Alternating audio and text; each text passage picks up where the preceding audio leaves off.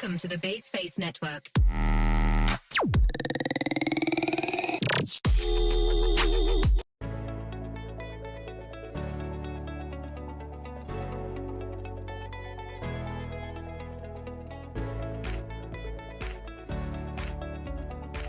Halo semuanya, Assalamualaikum warahmatullahi wabarakatuh. Di video kali ini saya akan membahas tema 2 perkembangan ekonomi digital. A. Uang dan lembaga keuangan. Bagaimana asal mula terciptanya uang? Pada awalnya, manusia tidak mengenai uang untuk melakukan aktivitas ekonomi karena semua kebutuhan hidup masih dapat terpenuhi dari pengolahan alam di lingkungan. Benda bernilai, logam mulia, surat jaminan emas, uang kertas tanpa jaminan emas, uang elektronik. Apa saja jenis-jenis dan fungsi uang? Jenis uang berdasarkan bentuk, uang giral, uang kartal. Berdasarkan bahan pembuatan, uang kertas, uang logam. Berdasarkan wujud, uang fisik, uang elektronik. Berdasarkan nilai, uang penuh, uang tanda. Fungsi uang. Fungsi asli uang adalah fungsi dasar mengapa uang diciptakan. Fungsi turunan uang adalah fungsi yang mengikuti perkembangan yang sebagai alat tukar dan alat ukur nilai. Bagaimana bentuk lembaga keuangan di masyarakat? A. Lembaga keuangan bank.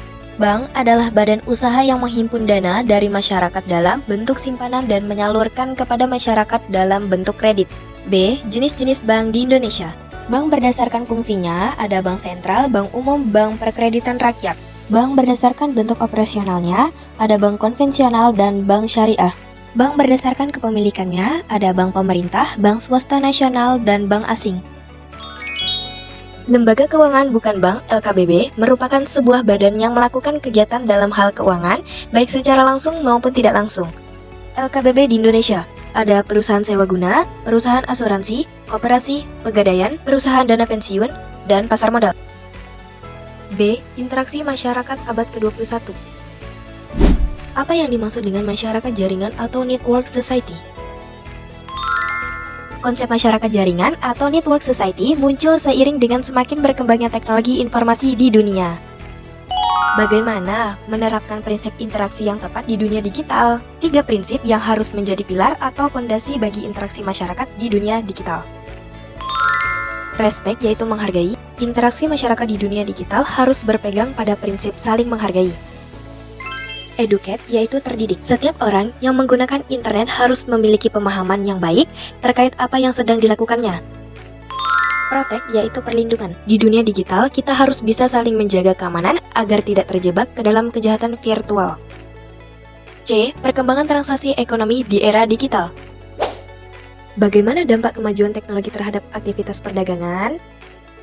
Perkembangan sistem perdagangan di era saat ini didorong oleh berbagai kemajuan di bidang teknologi. Keuntungan yang bisa didapatkan dari keberadaan e-commerce, memiliki produk dan layanan yang bervariasi, memperpendek jalur distribusi, memiliki kemudahan pembayaran. Bagaimana bentuk sistem dan alat pembayaran modern saat ini?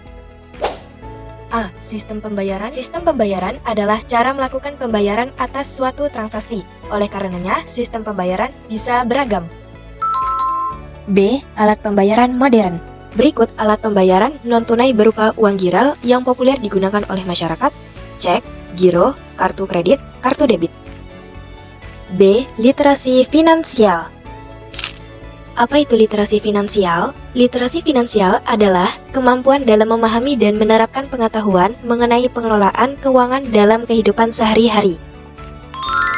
Mengapa literasi finansial itu penting? Literasi finansial diperlukan untuk memastikan seseorang agar dapat menggunakan uang serta kekayaan yang dimilikinya dengan tepat dan bijak. Apa saja cakupan kemampuan dari literasi finansial? A. Memiliki pemahaman tentang transaksi ekonomi dan beragam jenis praktiknya. Seseorang yang memiliki literasi finansial setidaknya dapat memahami dengan baik informasi mengenai pengetahuan dasar dalam melakukan kegiatan ekonomi. B. Mengenali pemasukan earning. Pemasukan atau penghasilan adalah sejumlah uang yang didapatkan dalam jangka waktu tertentu untuk memenuhi kebutuhan hidup.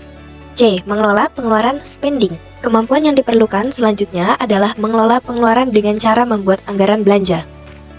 D. Merancang tabungan saving.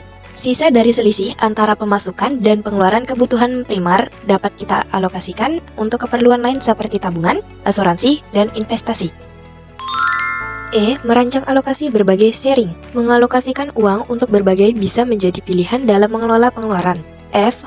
Mengenali praktik tidak baik dan kejahatan finansial. Pemahaman mengenai hal ini penting agar dapat menghindarkan kita untuk menjadi korban atau pelaku dari penyalahgunaan keuangan.